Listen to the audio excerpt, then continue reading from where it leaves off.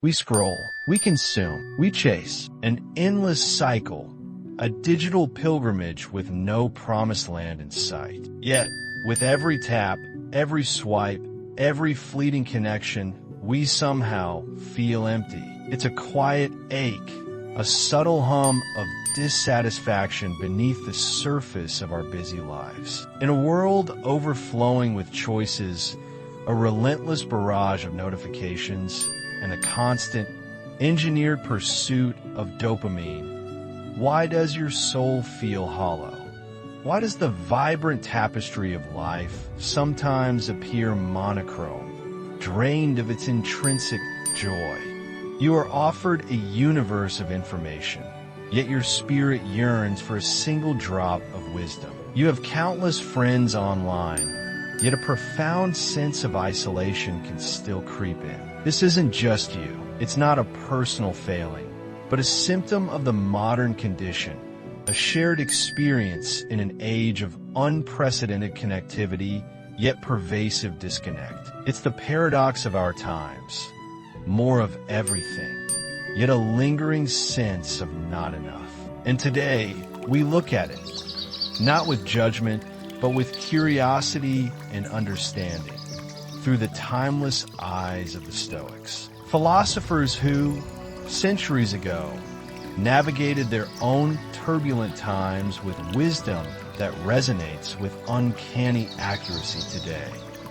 Marcus Aurelius, a Roman emperor and a profound Stoic philosopher, once wrote in his private meditations, "The things you think about determine the quality of your mind. Your soul takes on the color of your thoughts." Consider the weight of those words in our current context. What are the predominant thoughts we allow to occupy our mental space each day? Are they curated by our own intentions? Or are they echoes of the digital noise surrounding us?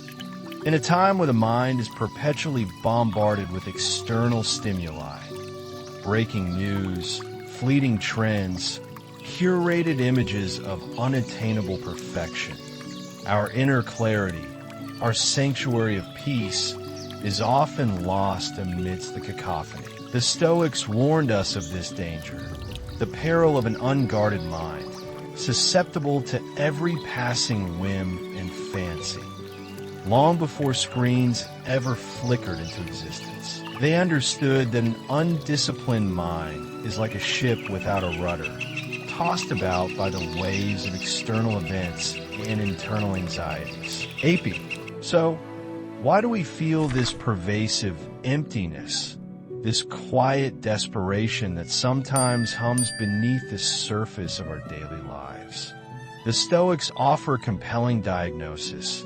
We fundamentally confuse stimulation with genuine satisfaction. The modern world, with its technological marvels and endless streams of content, is a master architect of fleeting pleasures. It gives us quick, intense hits of dopamine, the thrill of a new notification, the validation of likes on a photo, the addictive allure of infinitely scrolling reels, the chase of the next viral trend. These are the digital candies of our age, sweet on the tongue, but offering no real nourishment. But these jolts of pleasure are transient, like sparks that flare brightly and then die, leaving behind an even deeper sense of void. They are not the deep, abiding satisfaction that nourishes the soul. True satisfaction, the kind the Stoics advocated for, arises from within. It comes from living in accordance with virtue, from cultivating inner resilience, from finding meaning in purpose and connection, not in consumption. It's the quiet joy of a task well done, the peace of a mind aligned with its principles, the warmth of genuine human connection untainted by digital filters. Seneca, a brilliant Stoic playwright and advisor, issued a stark warning that echoes through the centuries.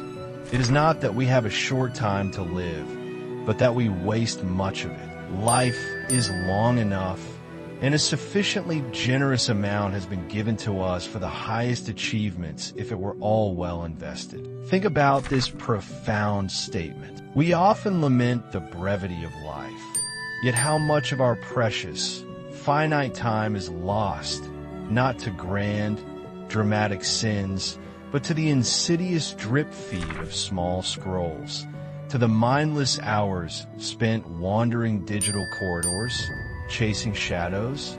Each minute spent on a trivial distraction is a minute not spent on pursuing wisdom, cultivating virtue, or connecting meaningfully with the world around us. This isn't to demonize technology or modern advancements. They are tools, and like any tool, their impact depends on how we wield them. The issue arises when we become passive consumers rather than conscious users, when the tools begin to use us. The constant exposure to curated realities can also breed a sense of inadequacy and envy. We compare our unedited, behind-the-scenes lives with the highlight reels of others, forgetting that what we see is often a carefully constructed facade. The Stoics taught the importance of focusing on our own path, our own progress, and judging ourselves by our own internal standards of character,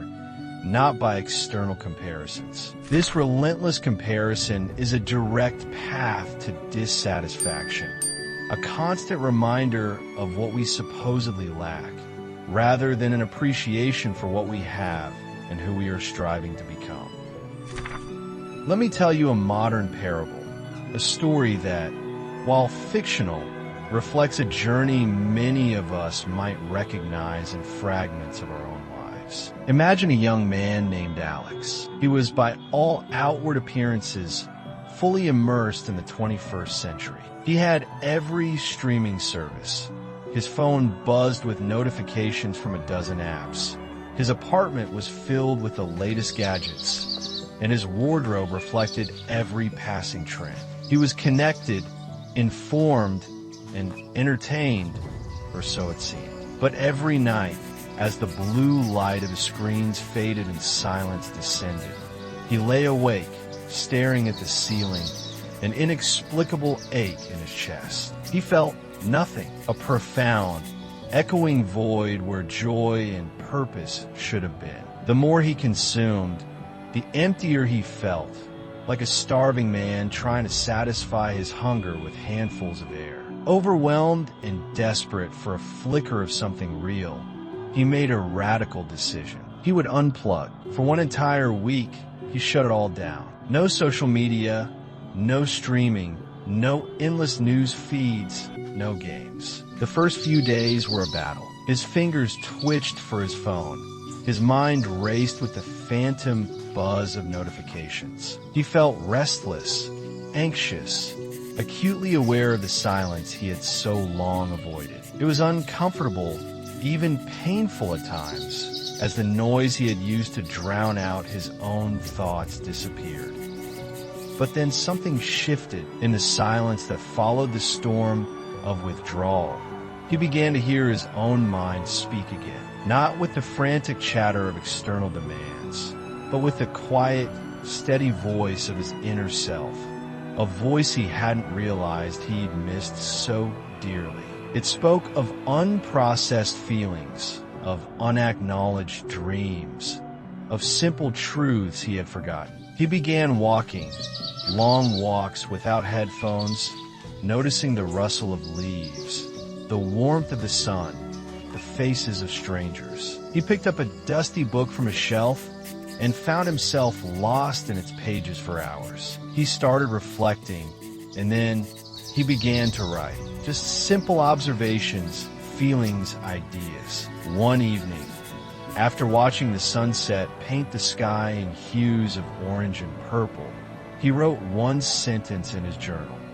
"I've never felt more alive doing so little." In that simplicity, in that intentional disengagement, he found a richness that all his previous consumption had failed to provide. He was rediscovering the Stoic truth that fulfillment comes not from what we acquire, but from how we engage with our own inner world in the present moment. You are not broken. That feeling of emptiness, that longing for something more, is not a sign of deficiency in you. It's a sign that your attention, your most precious resource, is being systematically stolen, fragmented, and monetized. Your focus is the gateway to your experiences, and when it's constantly hijacked, your connection to a deeper, more meaningful life is severed. The Stoics remind us with profound simplicity: you become what you give your attention to. As Epictetus powerfully stated, we are disturbed not by events, but by the views which we take of them. If your attention is perpetually drawn to the superficial, the fleeting, the negative, then your inner world will inevitably reflect that landscape. But the power to redirect that attention, to choose your focus,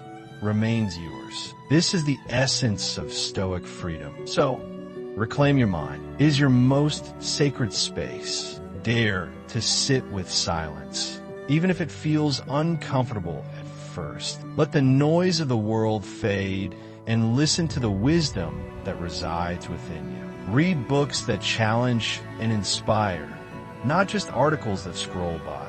Walk in nature and observe its rhythms. Write down your thoughts, your reflections, your gratitude. Engage in activities that absorb you fully, that connect you to the present moment, activities that cultivate virtue and purpose. And through these conscious choices, you will begin to live deeply, not a life of frantic accumulation, but one of rich, meaningful experience. If this message speaks to your soul, if you feel that call to look inward and cultivate a more resilient, purposeful existence, then join this journey. This isn't just about watching videos. It's about embarking on a path of self-discovery and inner strength. Subscribe, and let's build our inner citadel together, a fortress of tranquility and wisdom within, unshakable by the storms without. Let us learn, grow, and practice these timeless principles in our modern lives.